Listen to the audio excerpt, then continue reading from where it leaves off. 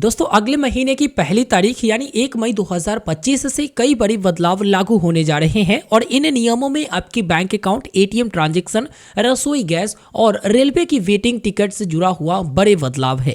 ये बदलाव सीधा आम आदमी के जेब और रोजमर्रा की सुविधाओं पर असर डालेगा, इसलिए जरूरी है कि आप पहले से इन नए नियमों के बारे में जान ले ताकि बाद में कोई परेशानी ना हो। सबसे बड़ा अपडेट ये है कि एटीएम से पैसे निकालना अब महंगा हो जाएगा, जो कि 1 मई से एटीएम से कैश निकालने पर जो फ्री लिमिट समाप्त होता है, इसके बाद अगर आप एटीएम से कैश निकालते थे तो उस पर चार्ज 17 रुपया था, जिसे बढ़ाकर 19 रुपया कर दिया गया और जितना बार आप निकालेंगे उतना बार आपको 19 रुपये की चार्ज देना पड़ेगा जब आपका फ्री लिमिट समाप्त होता है, इसके बाद आप इस्तेमाल करते हैं। वही अगर आप बैलेंस चेक करते थे तो आपको फ्री लिमिट के बाद 6 रुपये हर चेक पर आपको देना पड़ता था, लेकिन अब इसे 7 रुपया कर दिया जाएगा। यानी कि जितना बार भी आप बैलेंस चेक करेंगे एटीएम से फ्री लिमिट समाप्त होने के बाद, तो ये आपको 7 रुपये हर बार आपको देना पड़ेगा। अगर एटीएम के फ्री लिमिट के बारे में बात करें तो मेट्रो और नॉन मेट्रो सिटी के तौर पर इसे दिया जाता है, जो कि 3 बार और 5 बार होती हैं। अगर दूसरे अपडेट के बारे में बात करें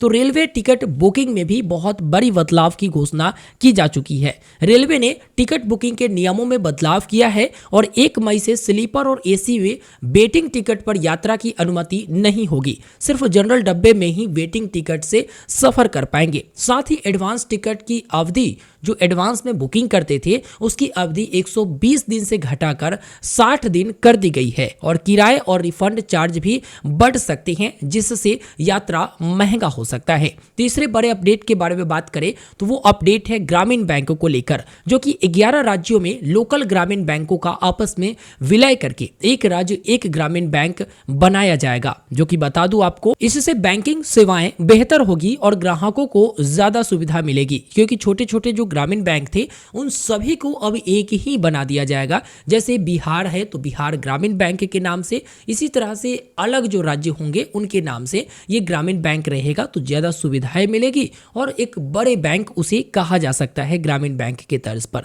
यह बदलाव जो होगा वो आंध्र प्रदेश, उत्तर प्रदेश, पश्चिम बंगाल, बिहार, गुजरात, जम्मू कश्मीर, कर्नाटक, मध्य प्रदेश, महाराष्ट्र, ओडिशा और राजस्थान में लागू होगा। चौथा जो अपडेट है वो गैस सिलेंडर की कीमतें बदल सकती है। इसको लेकर बता दूं, हर महीने पहली तारीख को गैस सिलेंडर की कीमतों की समीक्षा होती है और 1 मई को भी एलपीजी के दाम बढ़ या घट सकते हैं। अगर दाम बढ़े तो रसोई का बजट बिगड़ सकता है। हालांकि सरकार ने अप्रैल में सभी सिलेंडर पर 50 रुपए बढ़ाए हैं। आपको बता दूं, पांचवा जो अपडेट है वो एफडी और सेविंग अकाउंट के नियमों में बदलाव को लेकर है। अगर आप एफडी यानी कि फिक्स्ड डिपॉजिट किए हुए हैं और आप अगर सेविंग्स अकाउंट खोले हुए हैं तो फिक्स्ड डिपॉजिट और सेविंग्स अकाउंट की ब्याज दरों में अभी और बदलाव देखने को मिल सकता है। आरबीआई के 2 बार रेपो रेट घटाने के बाद ज्यादातर बैंक ने सेविंग अकाउंट और एफडी पर ब्याज दरों को घटाया है और ये आगे भी आपको देखने को मिल सकता है। तो अगर आप फिक्स्ड डिपॉजिट या सेविंग्स अकाउंट में पैसे रखते हैं तो उस पर ब्याज दर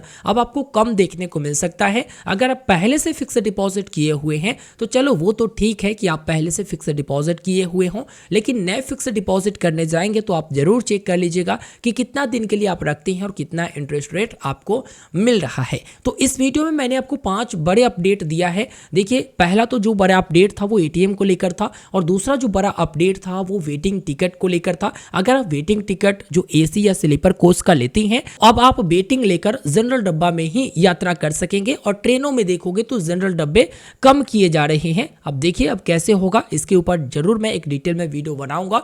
मिलते हैं दोस्तों फिर एक नया वीडियो में। चैनल को सब्सक्राइब कर लीजिएगा, वीडियो को लाइक करके अपने दोस्तों तक जरूर शेयर करिएगा। धन्यवाद।